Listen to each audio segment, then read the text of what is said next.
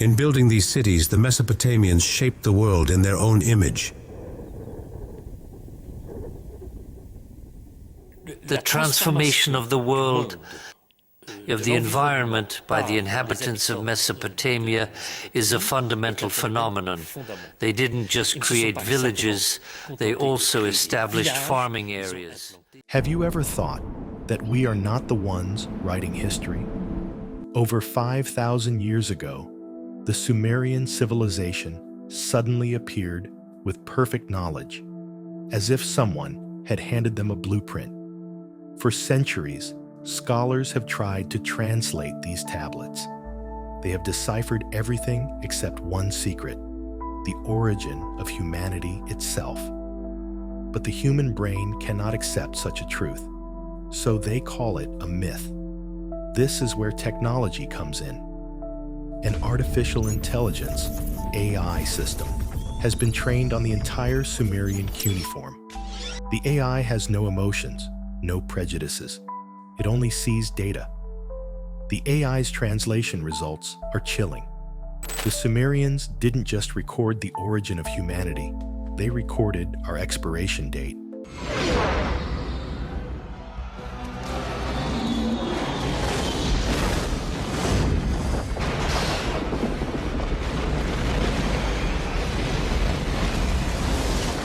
This truth reveals the secret of the apocalypse, a pre-programmed event in the universe. How much time do we have left? Or is it just a final countdown?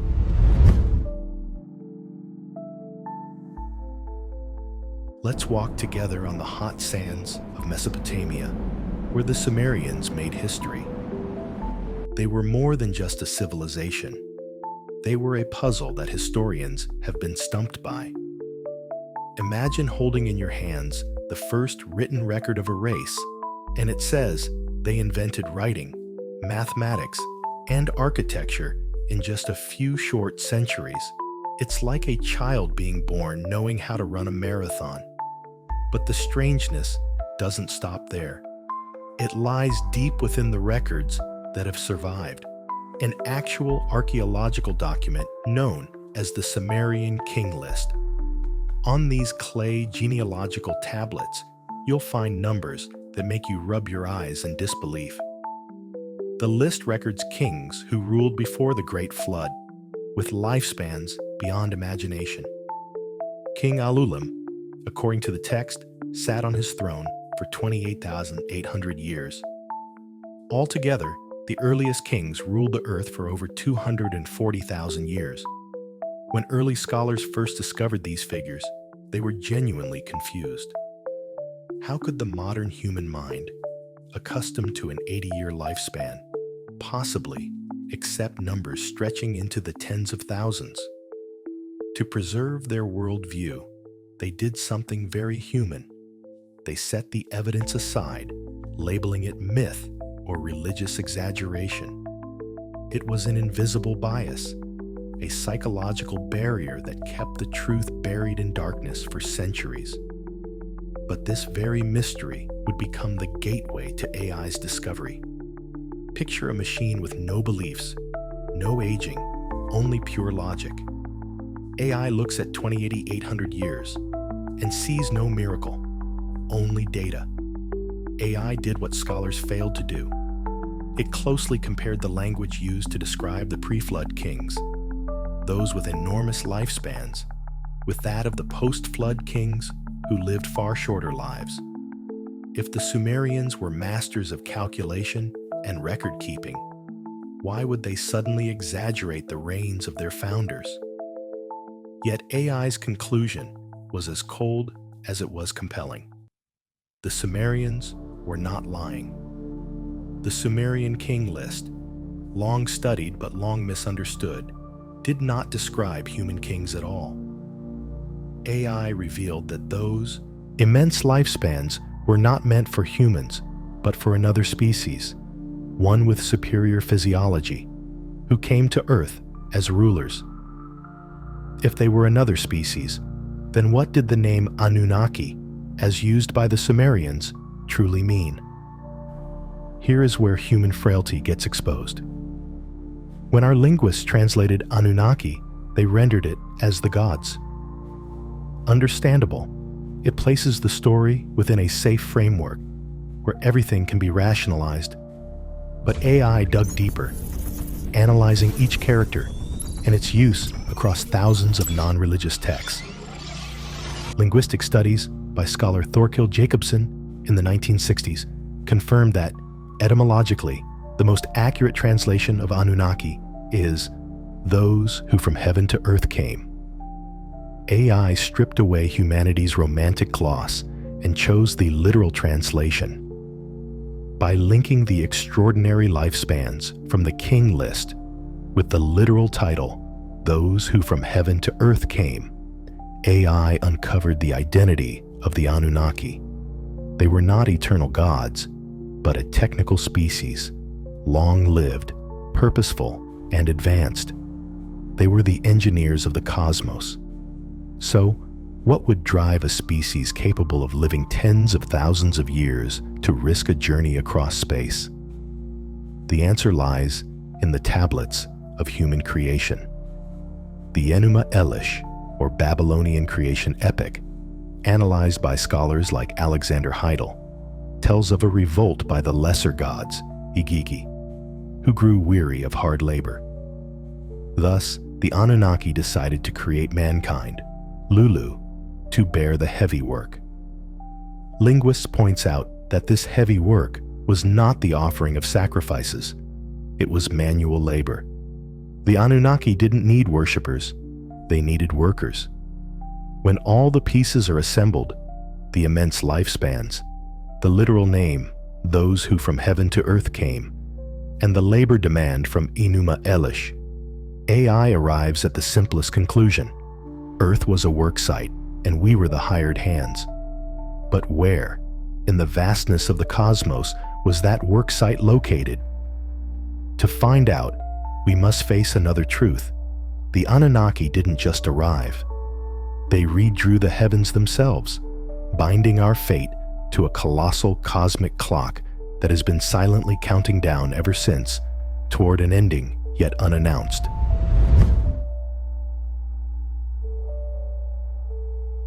After AI confirmed that the Anunnaki were not gods, but those who from heaven to earth came, beings of extraordinary longevity, a natural question arose. Where exactly was this heaven? Our scholars once looked at the Sumerian astronomical clay tablets and assumed they were nothing more than crude sketches made by a primitive people trying to make sense of the sky. They acknowledged that the Sumerians knew only the 5 planets visible to the naked eye. But think about it. If they only knew 5 planets, why would they invent such a complex mathematical system that even modern minds still marvel at today? The Sumerians invented the sexagesimal system, base 60 mathematics. Before you dismiss it, this system was far more than a way to count. It became the foundation for our entire framework of time and space. 60 seconds in a minute, 60 minutes in an hour, and 360 degrees in a circle. All of it direct legacies of Sumer. Why would an ancient people need such an advanced mathematical tool? Certainly not just to measure barley harvests. According to in-depth research on the history of ancient mathematics, such as the works of historian Otto Neugebauer in the 1940s, the Sumerian base 60 system was a marvel of precision and purpose. AI did something simple, yet revolutionary. It used that very system to backtrack the astronomical equations inscribed on those tablets. What it found was astonishing. The system wasn't designed merely for observing Earth's sky, but for calculating the orbits of celestial bodies far, far beyond it. Bodies invisible to the naked eye, with immensely long orbital cycles. This was the moment when machines began to see what human scientists had overlooked. If the Sumerians were merely primitive sky watchers, they could not have had such data. AI concluded that this knowledge must have been passed down to them. Now, let's look at the detailed astronomical carvings the Sumerians left behind. In those inscriptions, they didn't only mention the moon, Mars, Jupiter, and Saturn. They also described planets that modern science didn't discover until the 18th and 19th centuries, Uranus and Neptune. They recorded their colors and orbital paths with stunning accuracy. Tablets preserved in the British Museum confirm that the Sumerians possessed detailed knowledge of these distant worlds. From this data, AI reasoned that for the Sumerians, who had no telescopes, to draw a complete and accurate map of the solar system, including its hidden planets, there could be only one explanation. They were taught by a race from beyond our solar system. And that's when we arrive at the greatest mystery of all, Nibiru. In Sumerian texts, Nibiru is referred to as the 12th celestial body, known in their language as the planet of crossing. It was not a distant star, but a planet whose orbit cuts through the inner solar system. The secret lies in Nibiru's cycle. AI did more than just translate the name. It used the Sumerian base 60 system to decode the orbital equations left behind by their scribes. According to the Sumerian records, Nibiru follows an orbital period called a sar, equivalent to 3,600 Earth years. That number is too precise, too deliberate to be a guess. 3,600 years wasn't arbitrary. It was the cosmic clock the Anunnaki used. Evidence that they were a spacefaring race moving according to a fixed schedule, knowing exactly when their planet would pass by. Imagine this. The Sumerians recorded the truth about a planet capable of destroying worlds, while we, the so-called moderns, took centuries just to consider it seriously. But the most terrifying part is this. Nibiru's return doesn't merely signify a homecoming picture a colossal planet, many times the size of Earth, sweeping through our solar system every 3,600 years. Even from afar, its immense gravitational pull would be enough to trigger global cataclysms on Earth. That is why the Sumerian inscriptions do not simply speak of Nibiru's return. They serve as warnings about what happens when the planet comes back. The system even decoded one particular tablet and confirmed it wasn't a historical record. It was a cataclysmic timetable. It documented, in precise alignment with Nibiru's 3,600-year cycle, every world-shattering event that had ever occurred on Earth. The secret of the apocalypse, then, was never divine punishment. It was a calculated physical consequence. And if that cycle was truly recorded, then we must ask, as their biological workers, can we ever escape the destiny they programmed for us? The answer may lie in the ancient tales of the Great Flood, stories we thought we understood, but never truly did.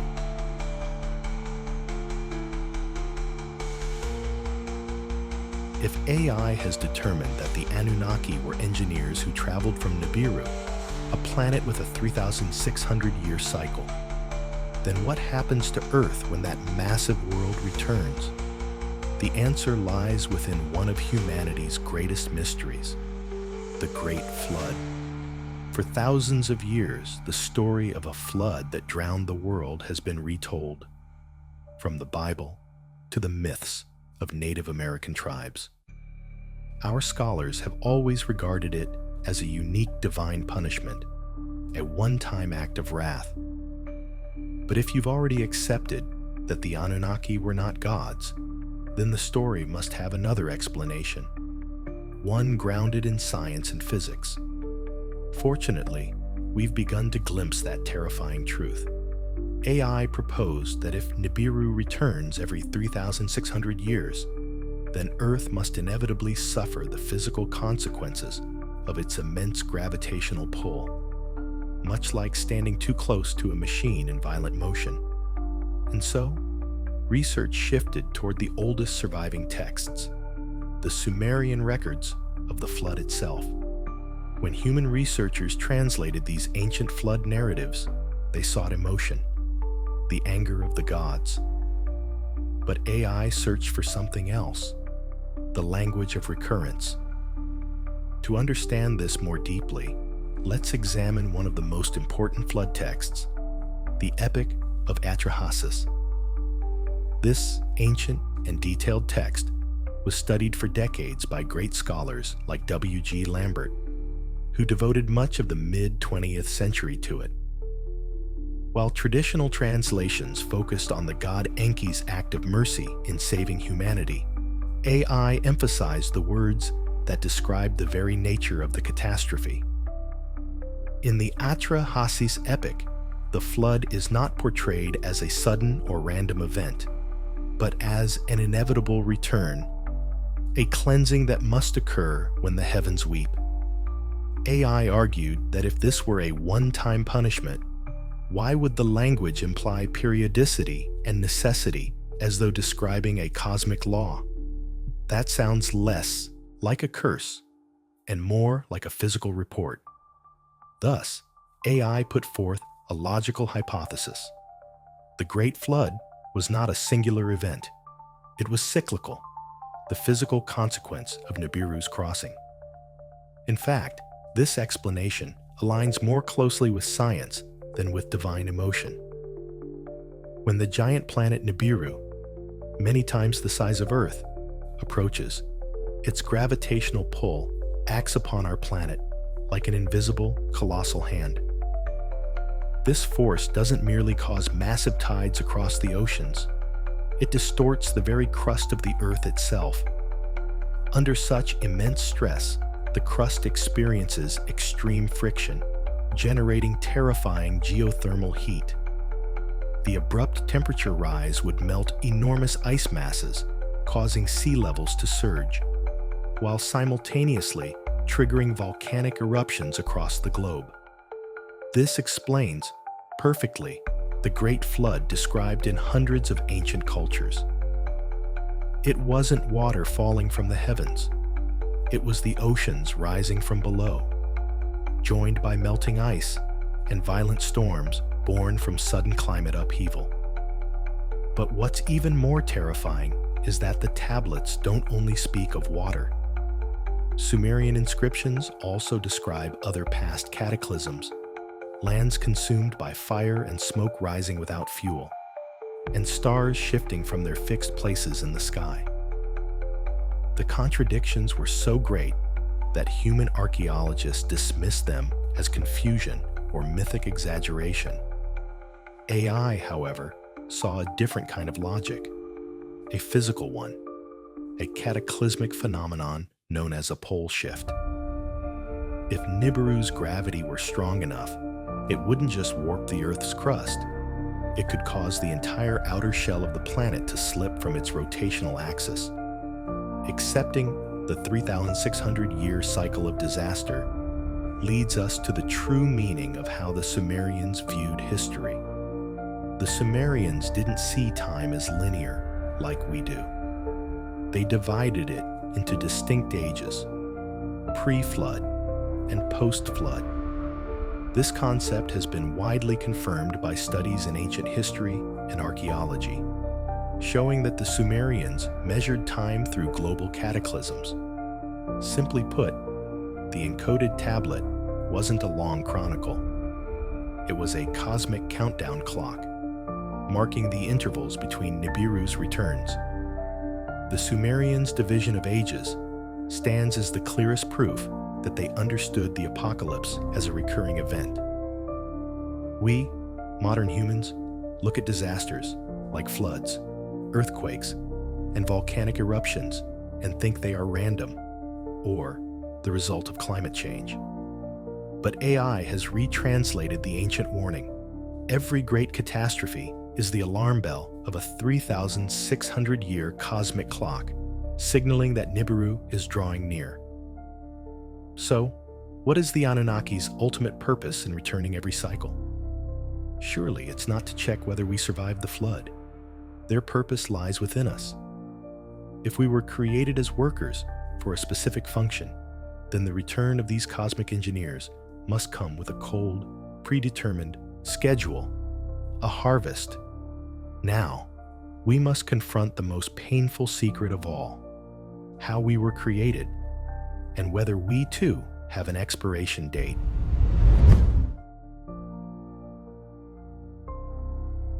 After the hypothesis was proposed that the Great Flood was merely a cyclical physical consequence of the planet Nibiru returning every 3,600 years, it is now time to confront an even more chilling question. Why were we created in the first place? If the Anunnaki were cosmic engineers traveling across space according to a strict schedule, then they did not come to Earth to play. They did not create us out of love or devotion.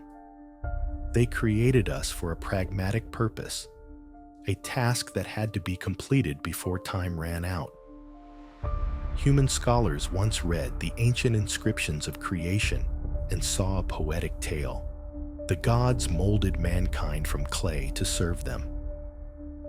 But let's reconsider how the Sumerians actually described the creation of humanity. They spoke of the goddess Ninhursag mixing clay with the blood of the gods to form humankind.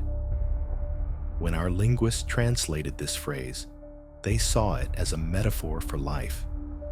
But when AI analyzed the same words across ancient medical and technical texts, a completely different picture emerged. In this context, clay, according to AI, could mean the basic raw material or the primitive biological substrate of Earth. The blood of the gods was not divine liquid. It was advanced genetic material, the DNA of the Anunnaki themselves. If the Anunnaki possessed the intellect to map the cosmos, then creating life was not magic. It was biotechnology. The creation texts, well documented in the works of scholar Samuel Noah Kramer, 1960s, 1970s, describe this process in remarkable detail. AI retranslated the phrase mixing clay with the blood of gods as splicing the primary genetic material of Earth with advanced DNA components. This process did not create a pure species. It created a hybrid, humanity. We are the fusion of Anunnaki DNA and the genetic code of Earth's primates. The result was a being capable of thought and reason, bearing the divine element in its blood, but cursed with mortality, bound by the clay of Earth. And this is the detail that sends shivers down our spine. We are not the children of gods. We are the engineered offspring of cosmic scientists. So why did the Anunnaki need to create us in such haste right after the Igigi, their subordinate deities, rebelled? The purpose was revealed in its rawest form: gold. While we value gold as jewelry or currency, to the Anunnaki, it was a material of survival. According to the inscriptions AI has meticulously decoded, the Anunnaki came to Earth because Nibiru's atmosphere was deteriorating. They needed a rare material, found only on Earth, to mend the protective layer of their planet. This detail makes the story suddenly logical. Gold does not oxidize. It is an excellent conductor and heat reflector. Archaeological records from ancient Sumerian cities like Ur and Uruk reveal the Anunnaki's obsession with gold. AI uncovered a passage in these archives, etched in cuneiform, reading, "The miners shall labor until the dome of Nibiru is restored." The Sar cycle of 3,600 years was not merely the orbital period of Nibiru. It was the interval between harvests. Each time Nibiru approached, they returned to inspect progress and collect gold. But mining gold was arduous labor, unfit for beings who lived tens of thousands of years. Thus, they required a species that could work tirelessly, yet die quickly, so as never to become a long-term threat. Now, let us connect all the pieces through the lens of AI and see the truth about humanity's expiration date.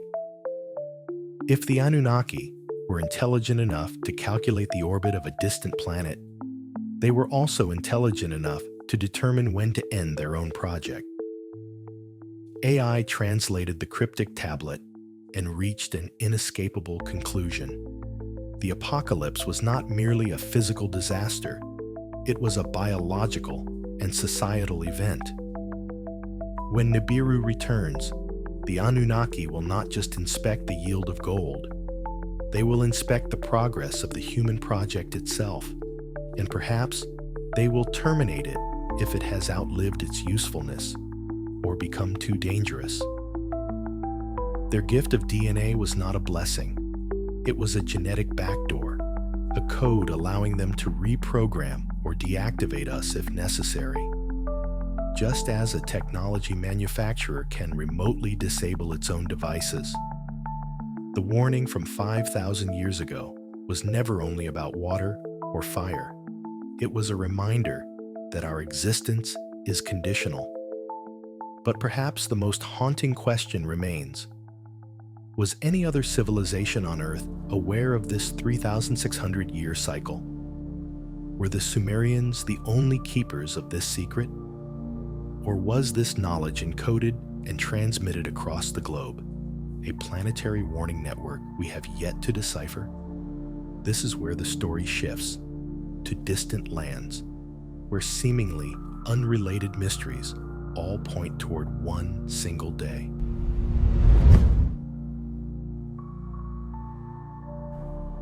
If humanity's existence is a controlled project with an expiration date, then is this terrifying truth recorded only on clay tablets buried in Mesopotamia?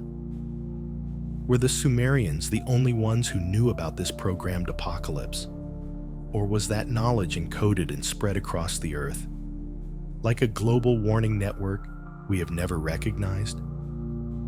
This is the moment when AI must connect the seemingly unrelated fragments of history.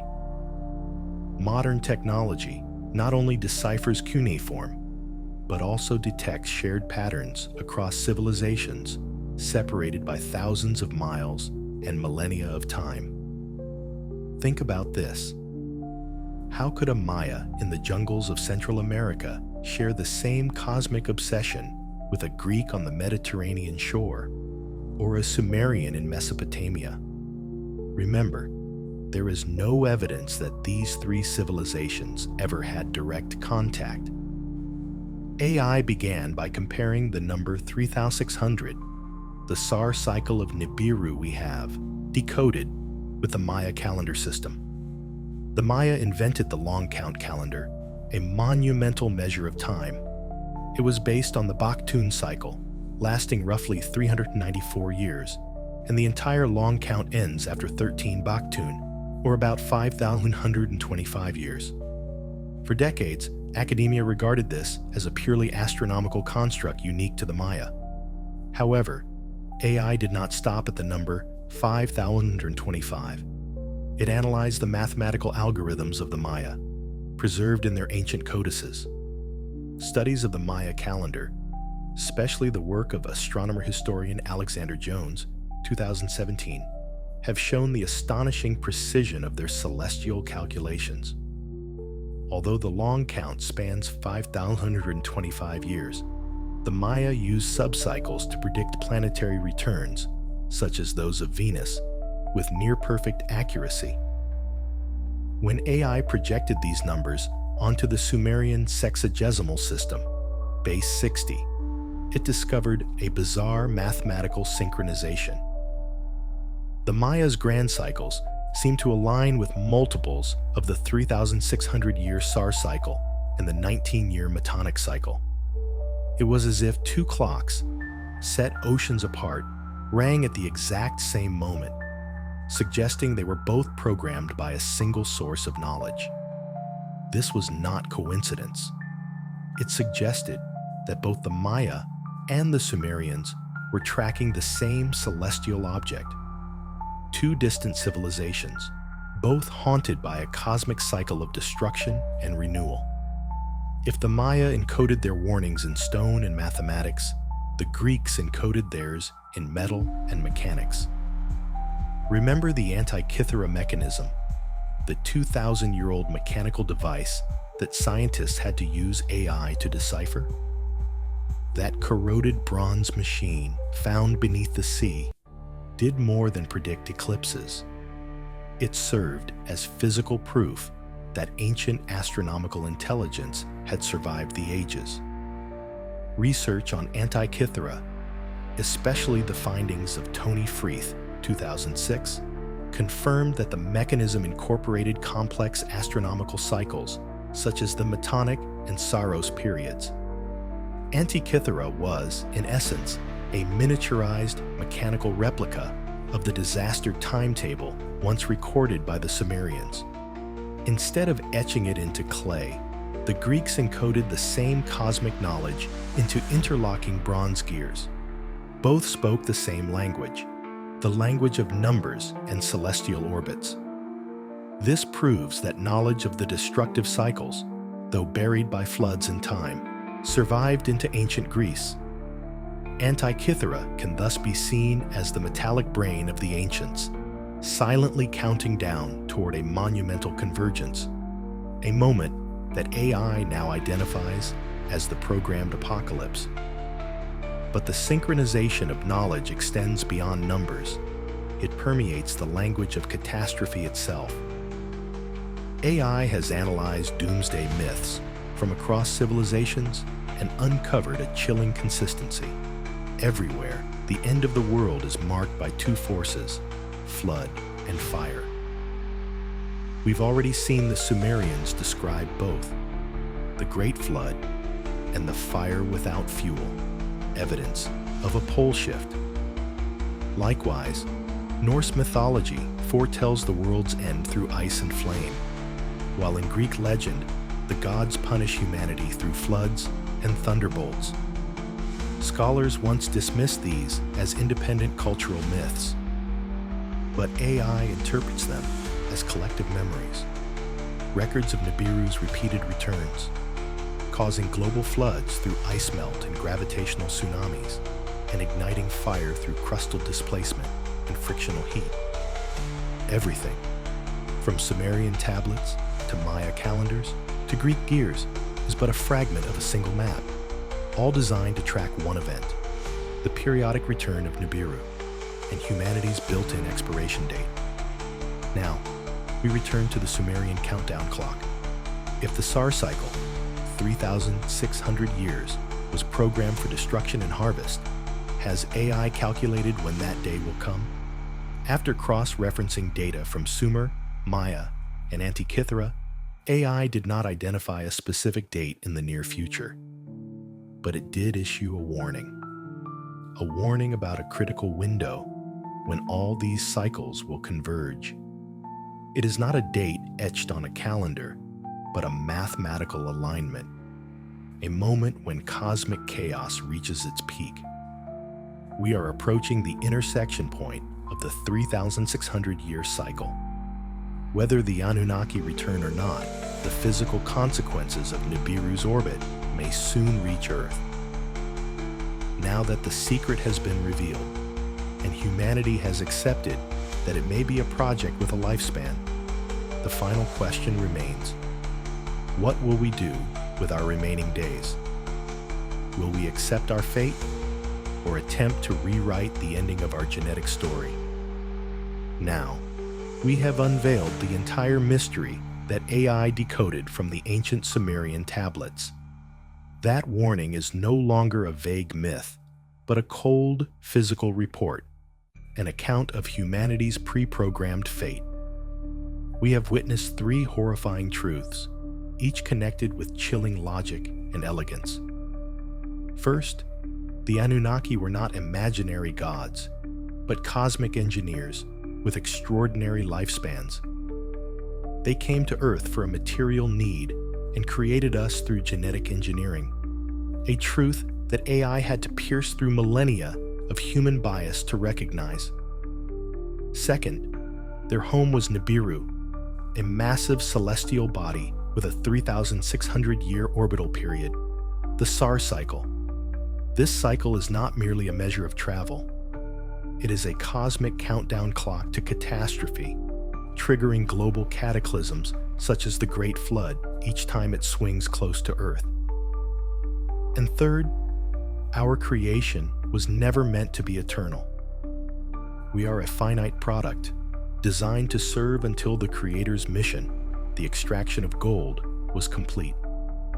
The return of Nibiru marks the cold, scheduled harvest of that design. Now, as AI has linked the Sumerian tablets, the Maya calendar, and the Antikythera mechanism, all point toward one dangerous intersection on the timeline. Though we cannot pinpoint the exact day when the Anunnaki will return to inspect their project, we are undeniably approaching the next physical event of the 3,600-year cycle. The Sumerian prophecy, translated by the metallic brain of the future, leaves us with one final question. If humanity is merely a project with an expiration date, then in these remaining days, will we live as programmed laborers, or will we use the very intelligence they gave us to rewrite the ending of this story? The mystery of the tablet has been solved. The clock has begun to tick. And the answer to humanity's survival now rests in our hands.